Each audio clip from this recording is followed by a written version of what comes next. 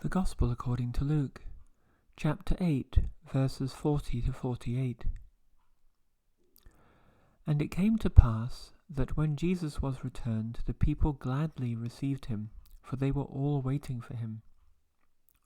And behold, there came a man named Jairus, and he was a ruler of the synagogue. And he fell down at Jesus' feet, and besought him that he would come into his house. For he had one only daughter, about 12 years of age, and she lay a-dying. But as he went, the people thronged him. And a woman having an issue of blood 12 years, which had spent all her living upon physicians, neither could be healed of any, came behind him and touched the border of his garment, and immediately her issue of blood stanched. And Jesus said, Who touched me? When all denied, Peter and they that were with him said, Master, the multitude throng thee and press thee, and sayest thou, Who touched me? And Jesus said, Somebody hath touched me, for I perceive that virtue is gone out of me. And when the woman saw that she was not hid, she came trembling and falling down before him. She declared unto him before all the people for what cause she had touched him, and how she was healed immediately. And he said unto her, Daughter, be of good comfort. Thy faith hath made thee whole. Go in peace. There endeth our reading. Thank you, Lord. Amen. In yesterday's reading from chapter 8 of the Gospel of Luke, we were witness to the very moving story of Jesus across the Sea of Galilee in the land of the Gadarenes, where he healed the man who was a demoniac brought completely low by a legion of evil spirits.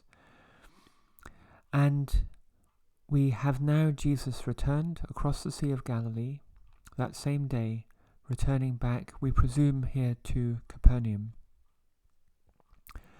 And this today will be the second of 3 successive healings, and they actually constitute the whole of chapter 5 of Mark, where they're covered in, I would say, a similar amount of detail to Luke. I would say the language in chapter 5 of Mark is sometimes a bit more poignant, which lends a lot to these healing miracles. So I would certainly recommend that people who enjoy this passage in Luke refer to the chapter 5 of Mark.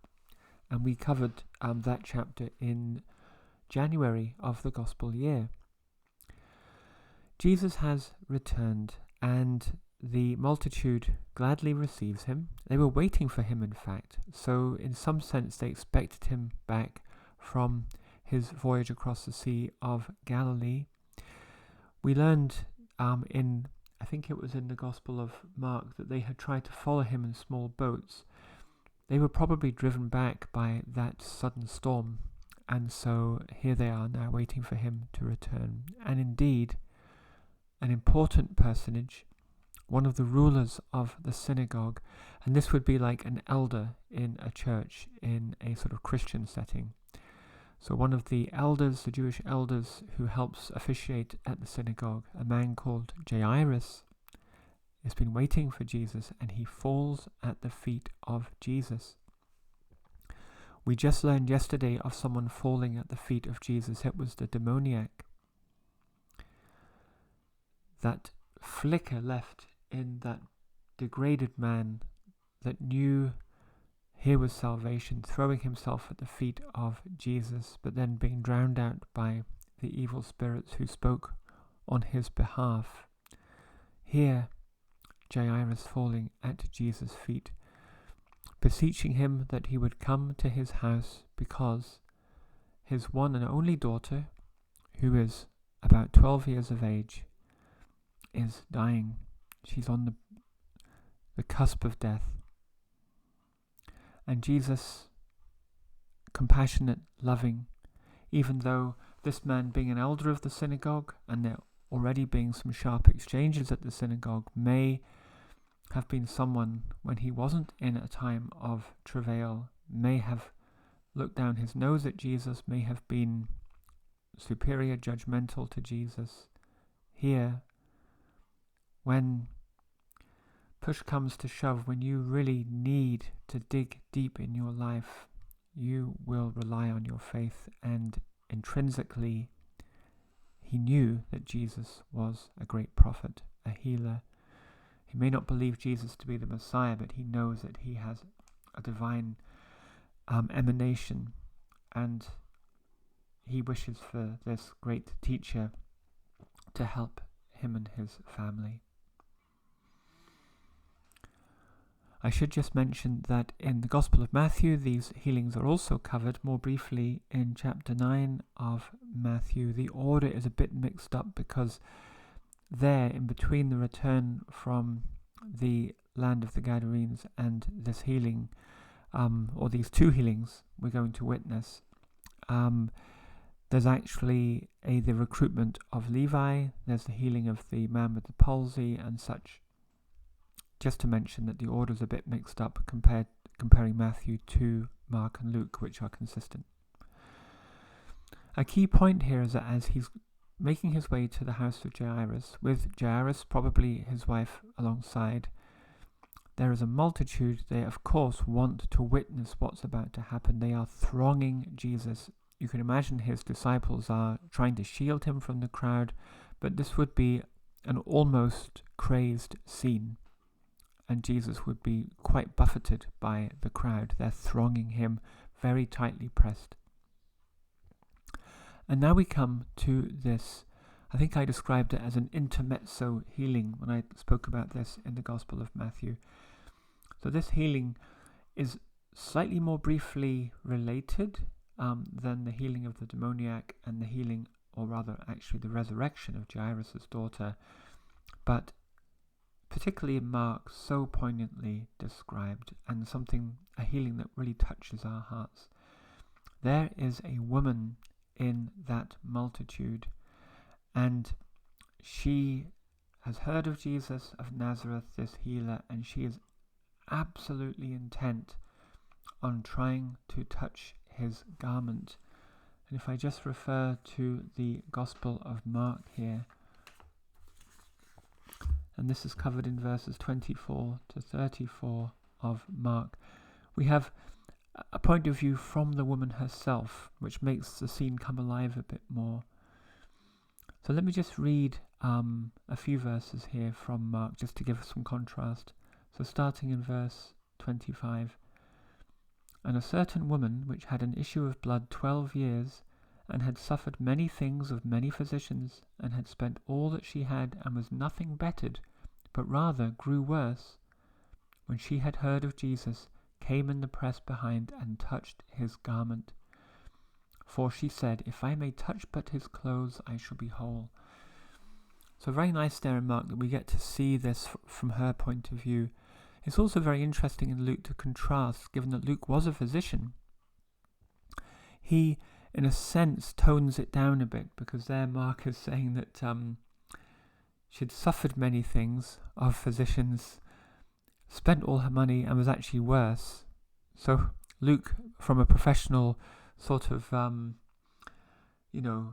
we have the British Medical Association in Britain. Doctors tend to look after each other's reputations until it's impossible. And here we have an example of that. So Luke is a bit more professional. She'd spent all her living upon physicians, but she could not be healed. But she came behind and touched the border of his garment. And we learn in both Luke and Mark that she was healed instantly. Immediately her issue of blood, I think that's Old English for staunch, so stopped, stanched. In Mark it's written, "And straightway the fountain of her blood was dried up, and she felt in her body that she was healed of that plague." So we have to spend a moment thinking, what could this plague have been? This malady. It could be something like a aberration of the womb tissue, like endometriosis, for example, where the womb sloughs away, which is a serious condition and is also a great barrier for women to sustain a pregnancy. My sense is it's probably something a bit more sinister than that, like a tumour. The fact that she'd spent all her living upon physicians means that she was probably a woman of some means in the past, and she's had this condition for 12 years. So she spent really all of her wealth on physicians in desperation to be healed, but she has not been healed. She most likely now is destitute. Her life has been brought to a very low point, just like the demoniac's life has been brought to a very low point. It might be some form of tumour. 12 years is a long time to suffer from a tumour that is cancerous, but it's not implausible. So I'm not a doctor. I wouldn't be able to make any more accurate statement than that. But one feels that this is something quite serious and debilitating. It could also be the result of a sexually transmitted disease. She may have contracted something from her husband, who may have been unfaithful, and she may have one of those awful, debilitating STDs that are now generally quite treatable with antibiotics and such, but in those days could have been extraordinarily debilitating and also very shameful. In any case, her plague, as it's described, caused her this constant issue of blood. You can imagine she's probably very anemic, very weak, tired, extraordinary misery this poor woman was in. But that issue of blood stopped on touching the garment of Jesus. And in the Cambridge commentary, they point out that the border of garment would most likely be a tassel that rabbis or religious teachers wore, a shawl with tassels, and the tassels were in some sense viewed almost superstitiously as having some kind of divine powers. And it's an interesting question because we don't really know what Jesus wore particularly. The assumption of most commentators is that Jesus dressed as a rabbi or as a Jewish teacher, which was a particularly, was like a uniform, certain colours and such.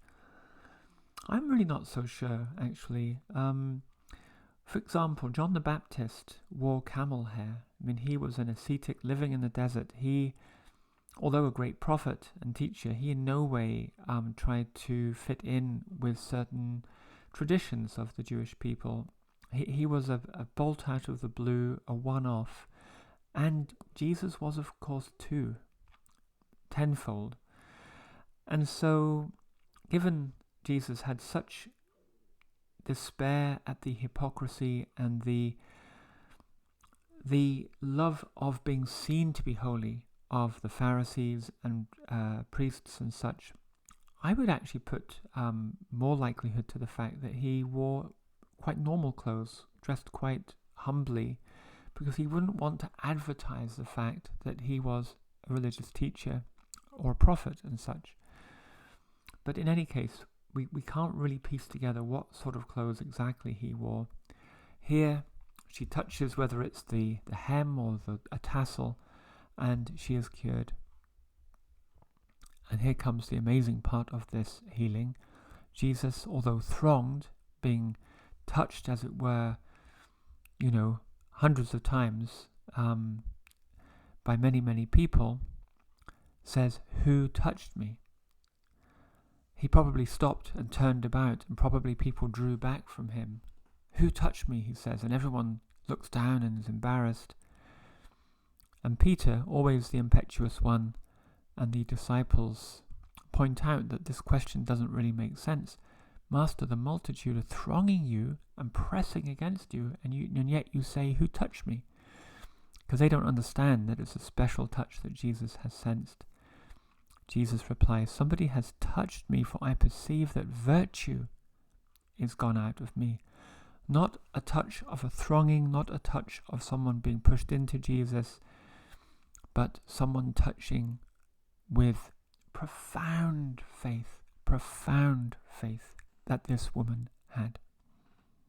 Virtue is gone out of me. We get an insight here into the manner of healing. It's really fascinating that Jesus feels virtue leaving him.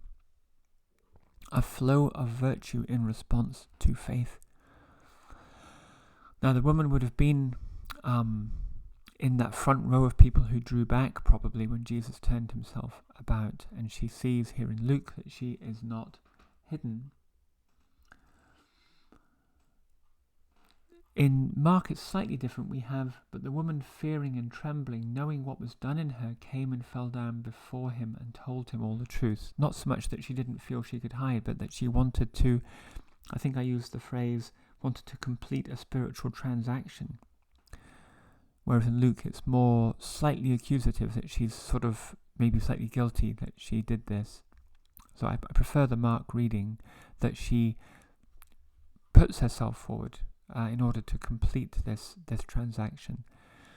She falls before him the third time now. The demoniac in the land of the Gadarenes, Jairus on the landing of Jesus back in Capernaum, and now this woman falling down before Jesus in a state of complete humility and worship. And she declares before him why she sought to touch him and how that she felt herself whole. She felt immediately cured. Maybe she's fearing some retribution. Maybe she fears that Jesus will actually reinstate that plague for her presumptuousness. But no, Jesus is full of love and of compassion, and he particularly honors faith. Remember his words of astonishment actually at the faith of the centurion. I have not seen faith, no, not in Israel, such faith. And here he just comforts her, daughter, be of good comfort. And commentators say that the word daughter here is extremely rare to be addressed to a woman, a very loving, kind word. She may be beside herself, probably just intensely weeping because of the joy of her cure, but also the fear that she may have done something wrong. This daughter, the word daughter, completely loving and comforting. Be of good comfort. And now look at this. Thy faith hath made thee whole.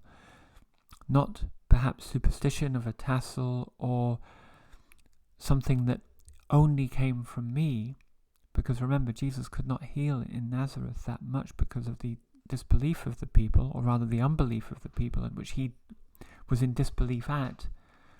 He marveled at their lack of faith. But his divine healing ability is reciprocal to faith. Thy faith have made thee whole. Go in peace. A wonderful ending to this second healing story of these three in chapter 5 of Mark and chapter 8 of Luke.